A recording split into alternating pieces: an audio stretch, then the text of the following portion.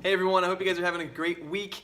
Casey here. I'm hanging out in the Perrysburg volunteer room with my friend and our apprentice here, Braylee, and she loves being on camera so much. She keeps running away from me, and so I have to chase her down. I'm like, Braylee, you're gonna be in this video, and she's like, no, I'm not. So now she's gonna stand here, or sit here while I do this video. Well, hey, I'm super pumped for this weekend. We're headed into the second week of our series called Source Code, where we have been talking all about honesty, saying what is truthful, or choosing to be truthful, in whatever you say or do. And this weekend, we have a fun bottom line that has to do with how our lies affect other people. And so this weekend, our bottom line is when you're not truthful, you hurt others. Pretty simple, pretty straightforward, but at the same time, pretty true.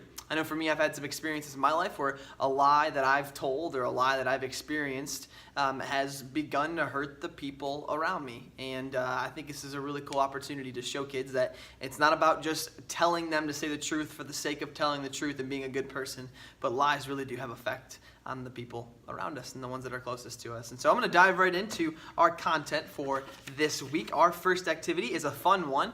Many of you remember growing up in elementary school, you practice these things called if-then statements. And this weekend, we're going to do a little bit of that with our elementary school students and with our first through third graders in particular. You're going to have an activity sheet that looks something like this, and all of these will be cut out. And if you notice, these are if statements.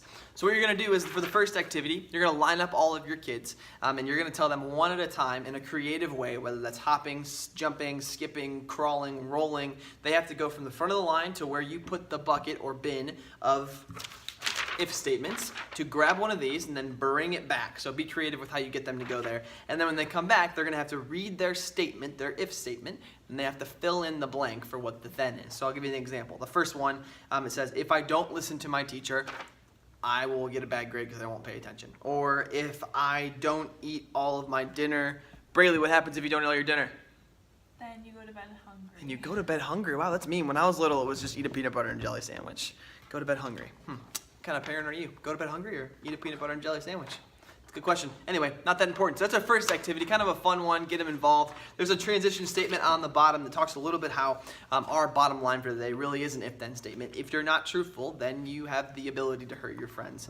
That's not our bottom line, but it's an if-then statement within itself. The second activity for this weekend is one that requires a lot of supplies. So you're gonna need, I'm gonna read them off. You need a coffee filter, an eyedropper, a washable marker, a cup of water, and some plates. Here's what you're gonna do. You're gonna have a coffee filter on top of a styrofoam plate. What you're gonna do is you're gonna write the bottom line with a washable marker on the coffee filter. So you're gonna write, when you're not truthful, you hurt others with that marker. And then you're gonna put on the coffee filter. You're gonna put the coffee filter over that plate and take the eyedropper, get some water out of the cup, and you're gonna slowly drop drops of water onto the coffee filter. And what you're gonna see happen, as many of you could have guessed, is the writing, the bottom line is gonna slowly disappear. And you can have the kids help you. You can assign one of them to drop a drop on there. Make it as interactive as possible. And with the point being that our lies sometimes are like the water on a coffee filter.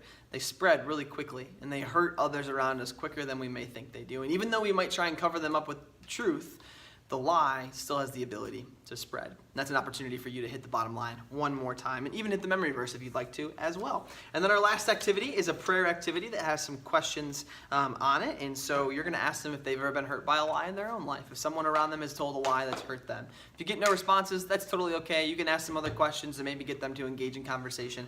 And then at the end, there's some prayer, or an example of what the prayer will look like for your group. So I hope your group goes really well this weekend. If you have any questions, feel free to ask your director. Braylee, you got anything else to say to our first through third grade group leaders? Thanks for doing what you do. Yeah, thanks guys. We'll see you later. Have a good week.